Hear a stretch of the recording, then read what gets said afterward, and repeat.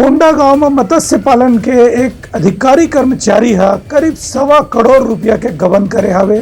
Police करीन आवेला गिरफ्तार। कोंडा गांव में मछली पालन विभाग में सहायक संचालक के कार्यालय में पदस्थ सहायक ग्रेड कर्मचारी संजय गढ़पाले दो अलग अलग सरकारी खाता से करीबन 1.25 करोड़ रुपए की गड़बड़ी करे है।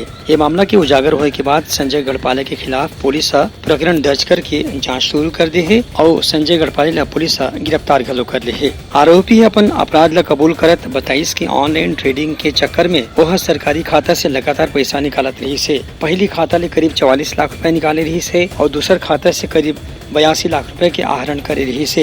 एक बाद ऑनलाइन ट्रेडिंग में ये पूरा पैसा ला हार जाए के बाद वह और दूसरे कुती से भी पैसा निकाले की कोशिश करत रही से।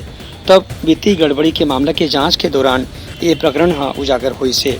आरोपी बताइस कि वह पैसा से एक महंगा मोबाइल सेट खरीदे रही से, घर भर कंप्यूटर खोलो खरीदे रही से और 5 अलग बैंक में खाता खुलवा रही से। सबूत के आधार पे आरोपी गिरफ्तार करके जांच शुरू कर देगी है। ब्यूरो रिपोर्ट उतलंगा न्यूज।